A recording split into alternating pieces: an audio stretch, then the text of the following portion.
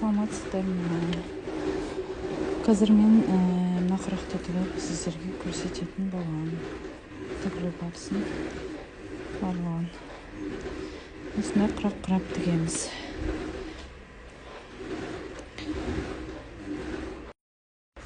Так, сіздерге даусым естіліп тұр ма? Міне, бірінші басы 3-3 осындай лентадан кес алдым. Матаны тігіп аламыз. 3-3 матаны квадратты, осылай квадраттан дәл бұрышына тігіп аламыз.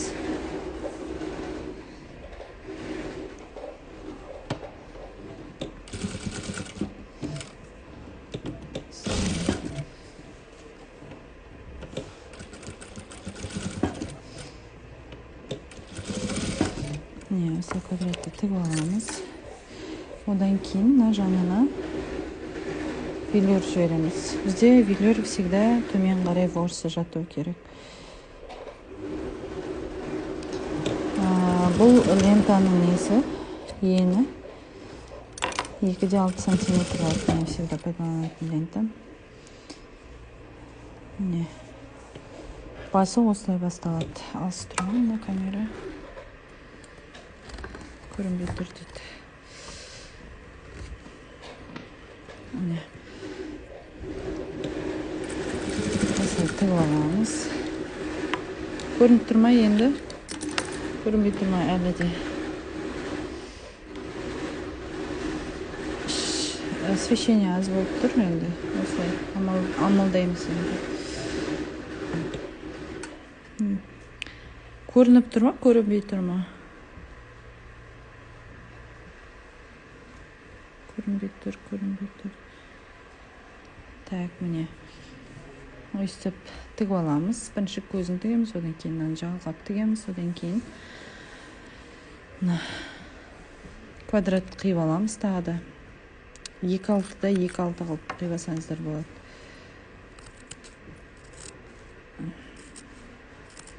Немесе квадратты 3-те ұзындығын кішкене ұзындығы қылып істесеңіз де болады. Мен қазір 3 сантиметрде 2-6 қылып жатырмын. Енін мына лентамен бірдей қылып жатырмын. Мынау кішкене мына ені лентамен бірдей. Ал мына квадрат емес, уже бізде бұл получается 4 бұрышты болып кетеді. 2-6-да 3 болып тұр мына жерде, мына квадратымыз. Соны алып, мына лентаға, ұзын лентаға жалғап тігеміз.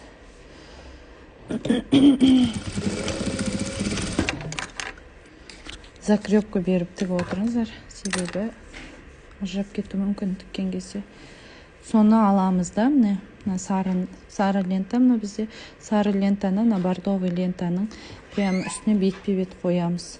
Былай қарай сары лента, мына сары лентаға қарай, астында сары лентаға қарай жылжып кетпеу керек. Соны бақылап отырыңыз. Енді бұл кішкене ұзақтау тігілетін құрақ екен. Міне, бет-бет қоямыз. Мына бордовый лента сары, астындағы сарыға бет-бет келу керек. Мына үстіндегі сары лента велюр, мына бордовыйдан асып кетпеу керек болады. Соны мұқтап қадағалап отырыңыздар, ато деген ортасындағы бізде көз сияқты болып шығыватқан квадраттар жылжып кететін болады. Осылай тастаймыз да. Холодный тонға қоймасам. И ашамыз. Ашқанда міне, мына екі жер ғой, жаңа мен айтып отырғам, шахмат сияқты болып шығу керек. Прямо бұрышы-бұрышына.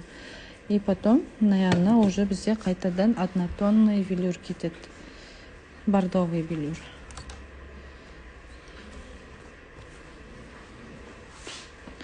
Астындағы мата менде 17-17 сантиметр, бұдан бізден 15-15 құрақ шығады көз.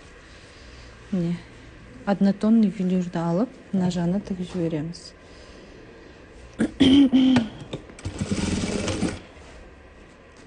Немесе бұны 14-14 көз сантиметр қылып алып, 12-12 блок құрақ шығаруға болады. Не ашамыз.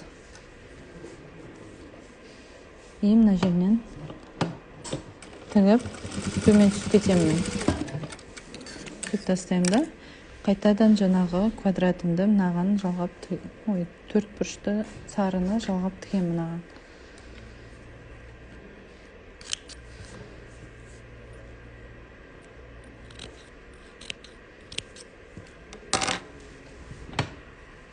Ләззат ортасына ақты жібер, ақ түрін. Көпшікте розовый кете берсін. Негізі көпшіктің ішіне де ақ болу керек еді.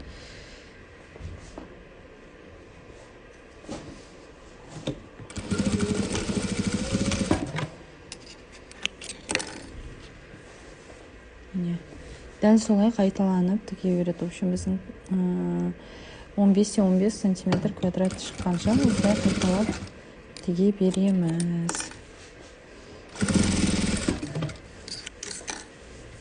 Бұл құрақтың атын білмеймін жалпы.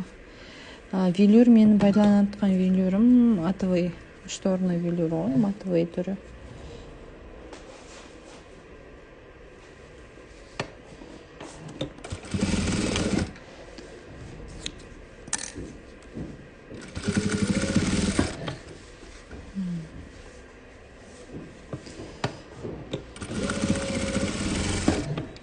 Бір қолыңыз үйленсе, негізі бұғанда үйленіп кетесіздер.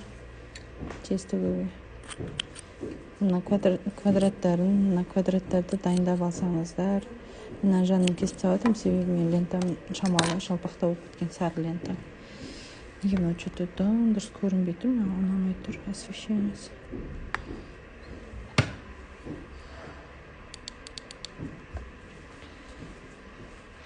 Лента 2-6 сантиметрмен пайдаланатқан. Жақсы түсіндіресіз, рахмет. Сізге де рахмет. Лайк басып қойыңыздар.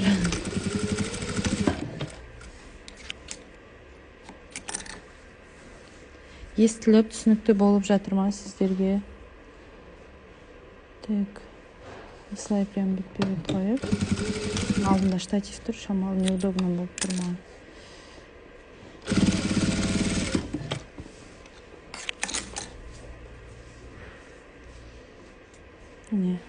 Именно осы бұрыштар бір-біріне сәйкес келу керек.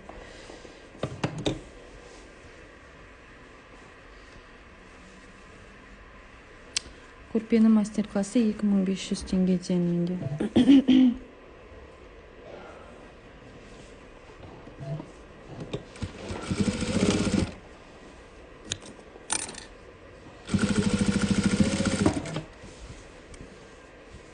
Осы құрақты өзім кеше ғана тігіп көрдім. Бірінші рет тігіп көргеннен кейін тігуге болатынын түсініп, сіздерге көрсетіп жатырмын. Ой, баға.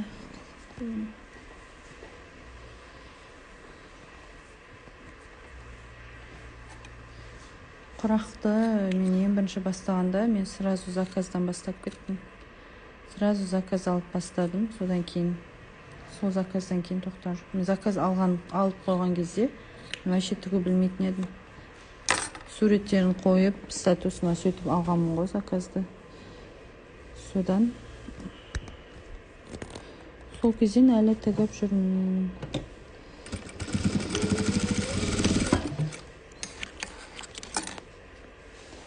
Әлі заказ болып келе жатырмын. Негізі көп заказымды мен инстаграмнан аламын, басқа қалалардан аламын. Ақтөбеден көп алмаймын заказ. Ақтөбеден көп болмайды маған заказ. Именно басқа қалалардан көп түседі. Сіздің жұмысыңыз жақсы болса, инстаграм арқылы заказ тауып жұмыс жасауға болады. Түк болады матовый велюрда, конечно, болады. Велюрдің бәрінде болса болады.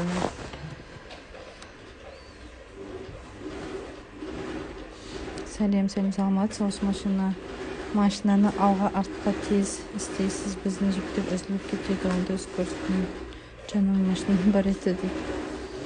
Үзіліп кетсе, негізі үзілмеу керек. Бұл енді промышленный машинка болғасын. Закрепка. Отырамын алға артқа. Сосын бұл промышленный машинка жанымдар сияқты емес. Лапкасы немен көтеріледі, аяқ тіземен көтеріп отырамыз, қолмен көтермейміз лапканы. Сол жағы да ыңғайлы.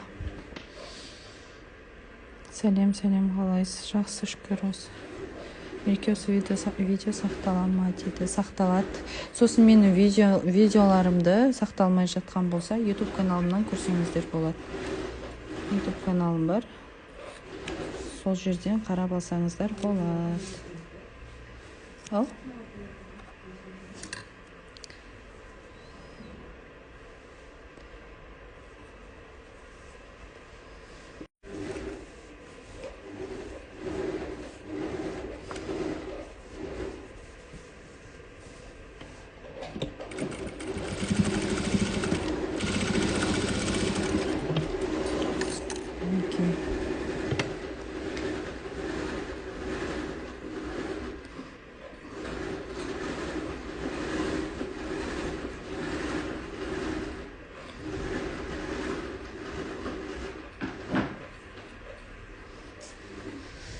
Так, потом тоже қайталана береді осылай.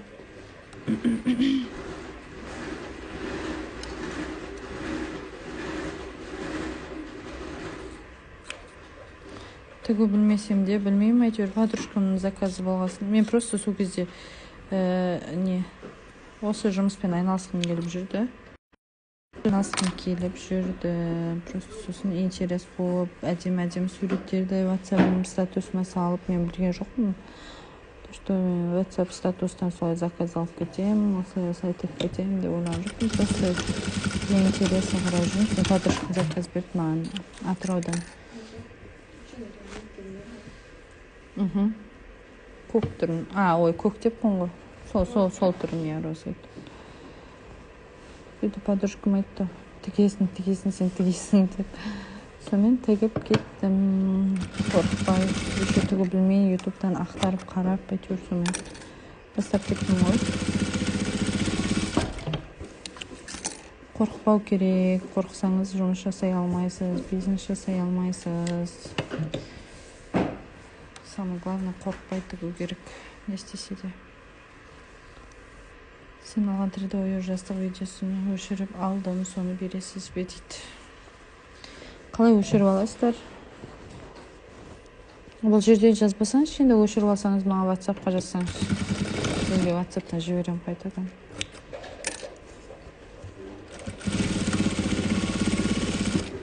Көп адам өшіріп алады, оны қайтадан жіберіп отырам бәріне.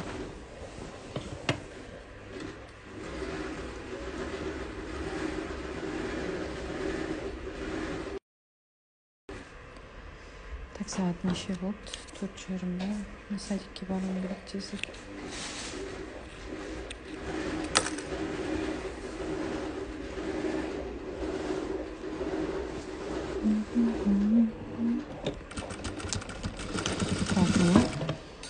Главное, сіз мына квадраттар нешеу керек, соны дайындап алсаңыз, сосын тіге бересіз ғой. Мен қазір сіздер көрсетіп отырған ұзақты тігіп жатырмын. Ондай особо қиын емес. Квадраттарын бәрін қиып отырмын деп негізі квадратын дайындап алсақ, потом жаңағы алдында штатив тұр, сөйлеп отпай тез тіксек, мен сияқты прямой эфирде отпай, ол кезде тез тігуге болады. Молодец, мерекесің алға басын ет. Рахмет. Құрақтың атын білмеймін, осы құрақтың атын мен өзім енді берем жатырмын. Ғана өзім біреуін бірінші рет тігіп көрдім. Тоже жаман шықпады, әдемі шықты.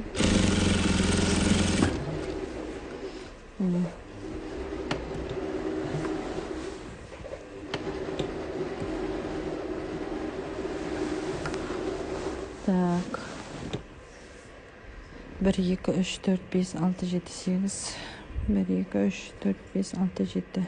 Енді біреу жаңа соңғысын тігіп жібереміз. 8 қатардан шығайын деп тұр менде.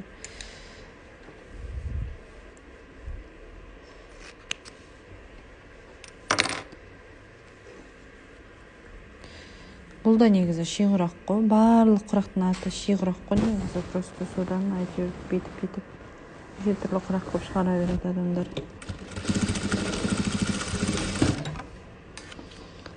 Особо мен бұларды неге көрпенің арасына көп пайдаланбаймын.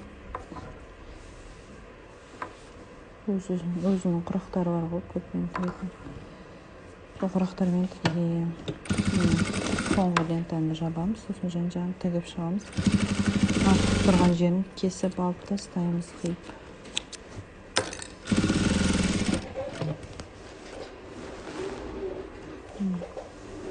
Соңғысын тіктік. Енді жайлап тігіп өтеміз беттерін. Мынаны мен астынан былай теріс қаратып тігемін, өйткені мынауға былай тіксем, нені велюр матаны жеріп кететін сияқты өзіме. Ақтап кетіп, мына жағын тіктім. Соңғысын жауып өтем. Мына жаңа тігілмей қалған жерін теріс қаратам да. Теріс жағынан тігемін. Себебі былай тігуге ол келмейтін сияқты. Бетіп тіксең, мұнан нені велюрларды жылжыту жібереді. Сол себепті мен артынан тіктім. Қазір енді жан-жағын кесіп, тағы да бір өтейін. Кесіп қойып. Енді нормально болды. Жаңа аяғын тігіп алғасын. Ондай қиын болған жоқ. Тоже әдемі құрақ.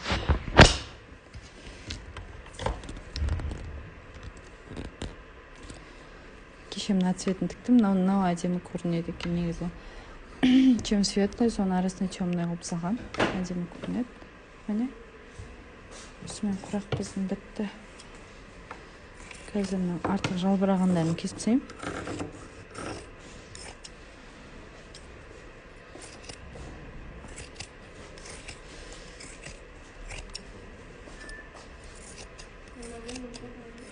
Ау? Я әдемі болды. Әдемі болып жатыр.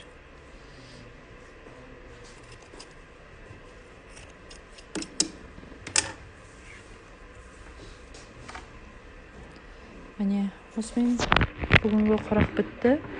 Ертеңге тағы бірдеңе ойлап табу керек болып тұр. Сіздерге көрсететін бір новинка құрақтың түрін қарап алу керек. Pinterest'ten қараймын, негізі көбіне. Сосын осыны тігеміз.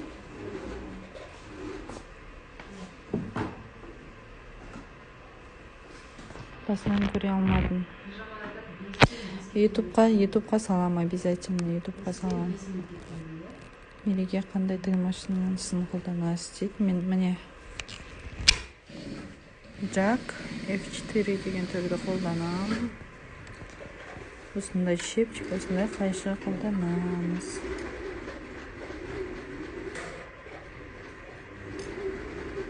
Разный цветпен де тігіп көру керек оны. Практически көрмей, оны ештеңе айта алмаймын қазір. Маған осы цвет ұнады.